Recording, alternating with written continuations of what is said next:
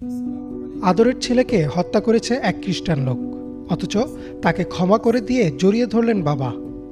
ক্ষমার এই অপূর্ব দৃশ্য দেখে কাঁদলেন কোর্টরুমের সবাই, এমনকি স্বয়ং। কেবল আপনি অবাক হবেন যে ক্ষমা কাকে বলে।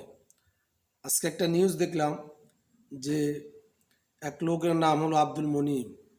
তার একটা সন্তান, 6টা সন্তান ছিল। 6 নম্বর সন্তানটা নাম মোহাম্মদ সালাউদ্দিন। সে তার পড়ালেখা খরচ যোগানোর জন্য সে একটা ফ্রিজে ডেলিভারিতে কাজ করতেন।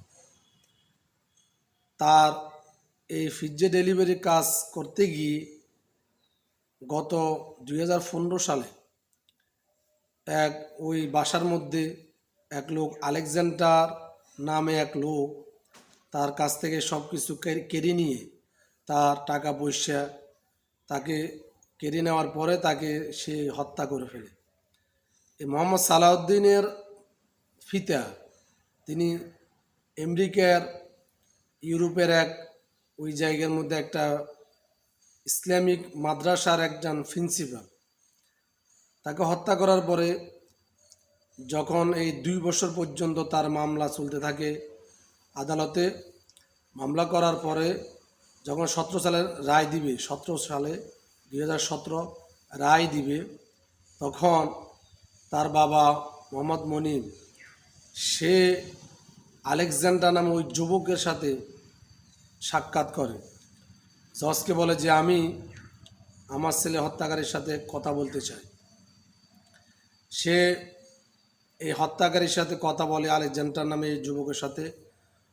তাকে বলে যে আজকে আমি তোমার জন্য খুবই মর্মাহত, অনুতপ্ত, যে আমি তোমাকে দোষারোপ করি না যে তুমি আমার ছেলেকে হত্যা করেছ, অথচ আমি দোষারোপ করি শয়তানকে। শয়তান তোমাকে পরিচিত করেছে, শয়তান তোমাকে ধোকায় ফেলে দিয়েছে। আমি তোমার জন্য আফসোস করি। আর আমি আজকে ঘোষণা দিলাম যে আমার সালাউদ্দিনের আম্মার পক্ষ থেকে এবং আমার পক্ষ থেকে, আমার পরিবারের পক্ষ থেকে আমি তোমাকে ক্ষমা করে দিলাম। এ কথা শুনে জজ সহ, উকিল সহ বড় আদালতে সবার চোখের পানি এসে গেল। ছেলের হত্যাকারীকে ক্ষমা করে দেয় এই কোন ধর্মের অনুসারী? আল্লাহ রাব্বুল আলামিন বলতেছেন, খুজিল আফওয়া, তোমরা ক্ষমা করা অভ্যাস গড়ে তোলো।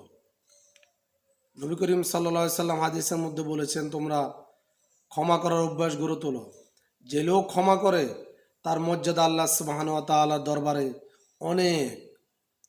আল্লাহ সুবহানাহু ওয়া তাআলা তার মর্যাদা বাড়িয়ে দেন। আব্দুল মনিম এই লোক একটা মাদ্রাসার প্রিন্সিপাল।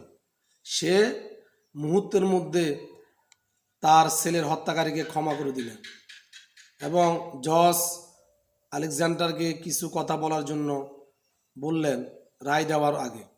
আলেকজান্ডার বললেন, আমার একটা সন্তান আছে 4 বছরের।